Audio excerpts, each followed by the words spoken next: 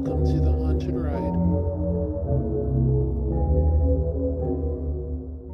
Hello, everyone, and welcome to The Haunted Ride. I'm your host, Melissa Cummins, and thank you for joining me today. I hope you guys have your snacks and your tea and drinks or whatever else it is that you want to eat.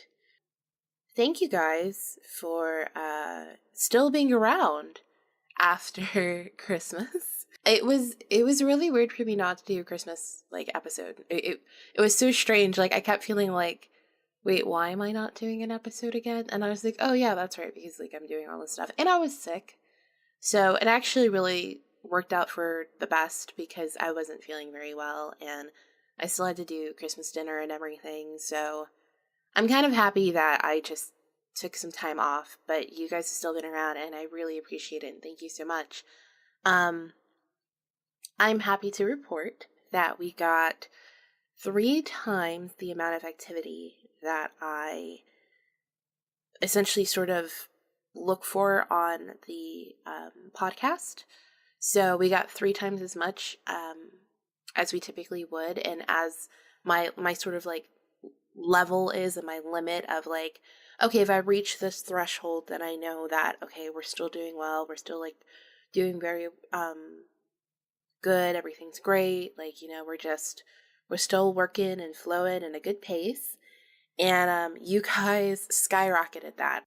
The fact that it's been so high and the fact that you guys have just really been there and really been pushing for this podcast, I cannot thank you enough. So, in addition to that, like we do every week, you guys know this by now, subscribe to the podcast. We're everywhere. And if you have a paranormal experience, send in your story. Just go to www.thehauntedride.com, click the send us your story link, and voila, there you go. You will notice there's a couple of changes to the website. I just cleaned it up a little bit, put in audio player because it annoyed me that if I needed to get to an episode for any reason, that I would have to go to the episode page and then click it from there, where it really should just be sort of on the main page, just something that you guys can get to very easily, or that if I need to, I can get to very easily. So voila, we now have an audio player. There's also a Patreon button there, so now we have a Patreon page. That technically is done, but I haven't updated any social profiles or anything to show that we have a Patreon page, so it's only on the website, which a lot of people listen from social media, so I still need to do that. So let's say the Patreon's there and it's up and the page is active, but I'm not really going to start talking about that until next week's episode, because by then I should have it in the social media profiles and everywhere, just like I have the website, and I'll update the episodes with the link as well, and just make it officially really public to everyone who listens, who may not listen just from the website. Something that I did really want to talk about was this episode comes out on New Year's Eve. I started this podcast in October. When I started it, there was a lot I didn't know. I didn't really know how to make good content. I didn't really know how to edit that well. I really wanted to have everybody else's stories, and I still do. But this has really become a lot of me sharing my own stories, and I didn't really expect that. I didn't go into this expecting that. I've gotten great support from people. You guys hear me talk about Ghosts of the Night, Phil, Sam's from there all the time, but it's because when I first started, he was probably one of my first followers. He's definitely been one of my longest followers. He let me come on the show, and it was really helpful for me because, not getting stories, if that's what you're doing and what you want, makes you feel a little, not like you're feeling, but there's something else you need to do. And as someone who, personally, I don't think I'm good at marketing. I don't think I'm good at SEO. I was just kind of I don't know what to do. I thought I was doing everything I need to do. It's going to take time, but some of the people who are getting stuff, they're brand new, what are they doing that I'm not doing, And in talking with him, who his podcast has been up for longer than mine has, he's got more followers, more everything. But he shared that with me. Like, he shared that, he had the same struggle too and still does. And I still have the same struggle. I've gotten a couple of people, and I thank you so much for writing in, but I think that I think it's still hard for people to talk about their supernatural experiences. I've spoken about the fact that every time I start an episode, I still get nervous. I still get a little jittery, even though this is now going to be my 11th episode. I release an episode every week. I should be over it by now, but I'm not. So I get it. But I didn't really know if the podcast was going to be successful. It was the first time I'd ever done something like this. Like, I live stream games, so I know that people at least enjoy my voice for the most part, and that my microphone was adequate. But doing a whole podcast and making intro music and setting up the site and getting everything working, and then finding out all these different platforms for you guys to listen to podcasts for. Like, I listen to podcasts, and then, like, I go on Twitter and someone follows me and I'm like, why can't I find your podcast on any of these other platforms? Like, where are you? And they're like in this one place or that place, or for whatever reason, like, there's so many podcasts that Spotify, who the majority of the people who listen to this podcast seem to either listen from my website or Spotify. And on Spotify, I can't find half of the podcasts that are out there on Twitter. Like, it's like everywhere. There's no real, like, great consensus place where everything is. I think there's a site called Pod something, which pulls from every single platform onto their platform, but it's still an app. Like, you know what I mean? Like, there's no just one. There's no just like, yes, you have to make sure you guaranteed post your podcast here and someone will be able to find it. There isn't that. Like, and I thought there would be when I first started it. There really isn't. It's like a happenstance chance, like, that somebody randomly stumbles along your stuff. And then the way that everybody reads podcasts is differently, like titles versus tags versus descriptions and I'm like, can you just make it easy? So there was a really big learning curve, and the fact that I actually have subscribers and I have followers and people like this podcast right now, I know I've been talking about it pretty much every week, and I'm telling you guys thank you, but I'm telling you thank you because I really didn't know if it was going to happen.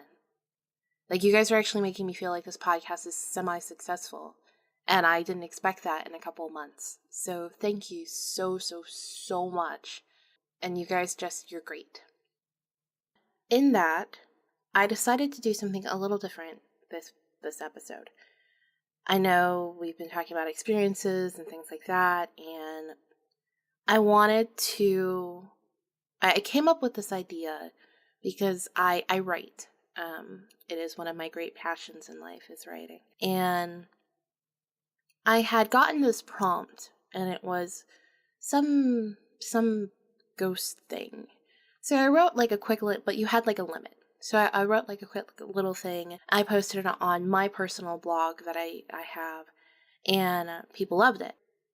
A dear friend of mine, she asked me to expand on one of the prompts that I had written. It was not this one, but in thinking about just trying to do something special for the podcast. So this is actually going to be a story. It's a story. I rewrote the story to be something that I really love. I've practiced saying it before to make sure it would make sense. I'm quite a bit nervous about it, but I do hope that you guys like it. I can't guarantee this is going to be a long episode, and I don't really think it needs to be. But I just wanted to tell you guys thank you and to do something special for you. And this is what came to mind, as it's two things I really love, the supernatural and writing. So, without further ado, it had been 2 weeks since Sam's, well, I just can't say it. I can't say the word accident. I can't say death because I cannot comprehend those words right now. I couldn't comprehend them at his funeral. I couldn't identify his body. because it couldn't have been him. It could have never been my Sam. His brother went and did it. Even when Jeff came out crying, I still couldn't believe him. I still didn't believe it. I wanted to scream and shout at Jeff about how stupid he could be to not know what his brother looked like. I refused to believe it until I received his belongings. And right there, inside, was a single gold wedding band, scratched and polished from years of hard labor. It could have been anyone's. Hell, it could have even been mine. But there, on the inside of that ring, sat a single inscription. 7/2/10, the day I met PC.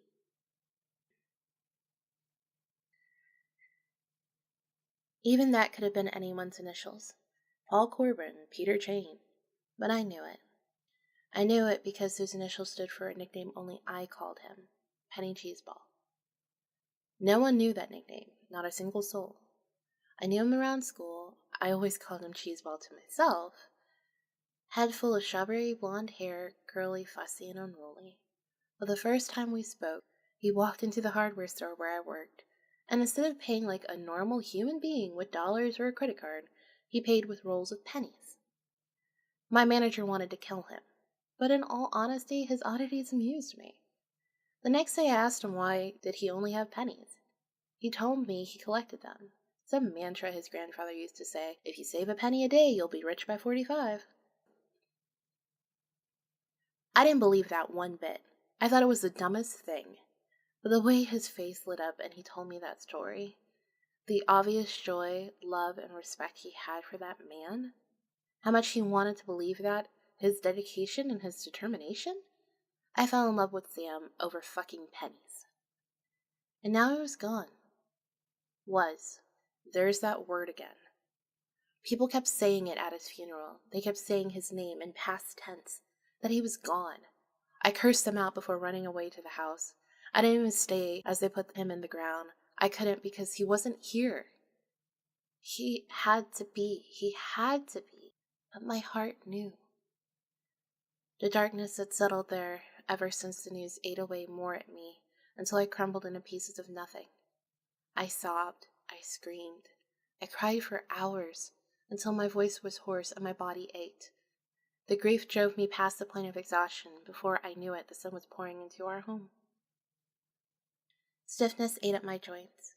I'd wound myself into a tight ball and fell asleep on our old wood floor. It hurt. I hurt, but that hurt was from the inside out. I walked into our bedroom on autopilot, took out a new change of clothes, and paused as the smell of Sam's aftershave hit me square in the chest. Alcohol, spices, and mint. That's what it smelled like. I turned to greet him, to kiss him, and then yell at him for worrying me the way he did. But there was nothing. There was no one, and somehow my heart broke all over again. I ran out of the room, and out of that house until my knees buckled and I fell over. Our neighbor Dana ran out to me. She rocked me as I cried and screamed into the air that he was gone. Completely and utterly gone. My husband, the father of my future children, the person that I wanted to share the rest of my life with, my soulmate, was gone. I hated the world at that moment, everything and everyone in it. I hated it all. Most of all, I hated the person who caused this, who ran my husband off the road, all because a text message was more important to them, and if I ever found them, even God wouldn't be able to help them. At night it was worse. Everything was worse. It's funny the routines your body remembers. Sam gets home by 6. We always have dinner at 6:30. But there was no garage door opening, there was no whistling through the house, no hug, no kiss. For several weeks, I would pick up our cast iron frying pan with the idea of cooking something, and then remember he wasn't coming home today. That he would never come home again. My anger, my rage, continued to build and build until that Friday at exactly 8 p.m. He always watched that stupid sci-fi show. I always made fun of him for it, but I still watched it with him. He was so in love with science fiction and horror. Always said we'd need the information one day to protect us against the zombie apocalypse. It was ridiculous. absolutely 150% ridiculous. But I missed it. I missed that routine. I missed him. And something in me snapped. I don't know what it was. I don't know what you would call it, but it was like a bridge that had exploded from the bottom. The entire structure fell and collapsed, and everything just became hot. I launched over our sofa and ripped that television off the wall. It tumbled and crashed to the floor, but I kept hitting it over and over. I hit it until the screen broke, and even then I didn't stop. I threw the vase on the table, broke the remote apart with my hands. I tried to tear the sofa cushions apart, but the material was too strong, so I just overturned it. The lamps? Gone. Those bulbs? Broken and demolished the same way my heart felt. It wasn't until I got to that blueprint that I stopped. It was the first design Sam had ever had accepted by a client. It was what fueled the success of his company. And I couldn't destroy that. I just couldn't. Staring at that blueprint with bloodshot eyes, I felt like I found my voice. For the first time since all of this. Why did you leave me, Sam? How am I supposed to go on without you? That feeling, the acceptance of his loss, woke something up inside of me. For the first time in almost a month, I entered our bedroom. I stepped into the bathroom and took a shower. I used his soap, or one of his shirts. And I know it's crazy, but I swear I could feel him. For the first time in over a month, I swear I felt his arms wrap around me, and the warmth there made me feel stronger than I knew I was. It took me hours to clean up the destruction I'd caused in 20 minutes or less, and I fell asleep on the same couch that I'd been trying to break apart. The doorbell woke me, the incessant ding-dong. I was tempted to ignore it, just as I had been for weeks. Whatever neighbor who made me another pity casserole could leave it on the doormat. I'd get it later. But then I heard his voice. "Vanessa, I know you're in there, open up." I grimaced. It was Jeff. I thought ignoring his phone calls would have told him everything I needed to say.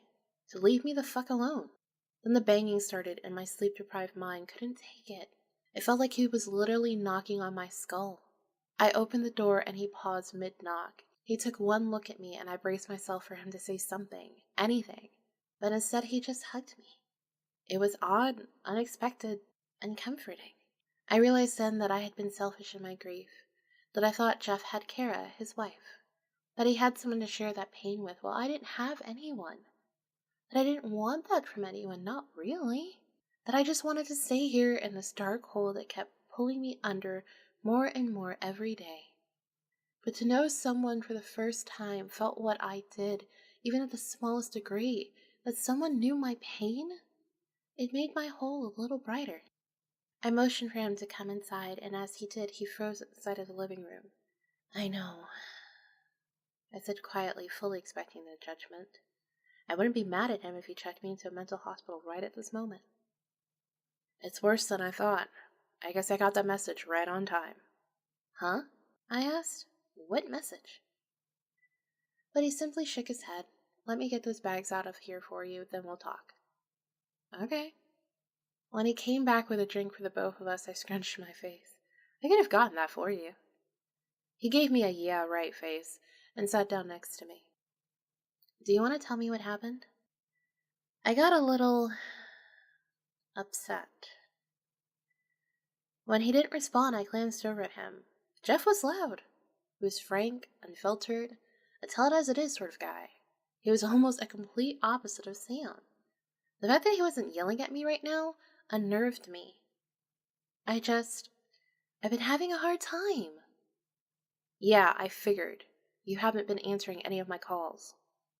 "I couldn't," I said. I needed time. Don't you think a month was more than enough, V? Jesus! The last time I saw you, you punched me in the face. I thought you were dead." "Sometimes I wish I was." The words flew out of my mouth with such ease they shocked me. "Don't you ever fucking say that again, okay? You may have only married Sam, but you're like a sister to me. You're family, and I can't lose anyone else right now, alright?" When I didn't say anything, he continued. "Do you believe in ghosts?" "And you wonder why I didn't answer any of your calls?" He glared at me. Yes, okay, I believe in ghosts. Why? He paused. I could tell he was considering how to tell me something. Jeff, just say it. Sam's been haunting you, but you haven't been able to hear him. So he left me a message, that's why I came over here today. He told me it was important. I busted out laughing. I rocked back and forth, my sides hurt as I tried to breathe. I'm being serious, V. Jeff, you can't honestly expect me to. You smelled him around here, haven't you? I froze, my eyes wide as he continued. And he's been trying to get you to cook something about how tater tot casserole isn't enough to keep you going? My neighbor.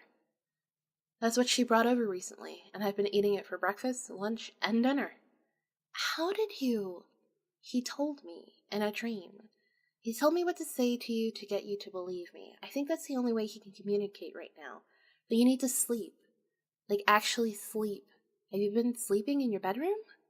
No, I began, but he cut me off. Do it. It doesn't have to be tonight if you're not ready. If that's the case, come home with me. We've got the spare room.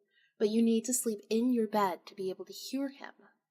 Are you for real right now? You tell me. He answered with a casual shrug of his shoulders, like he hadn't just told me my husband's ghost spoke to him.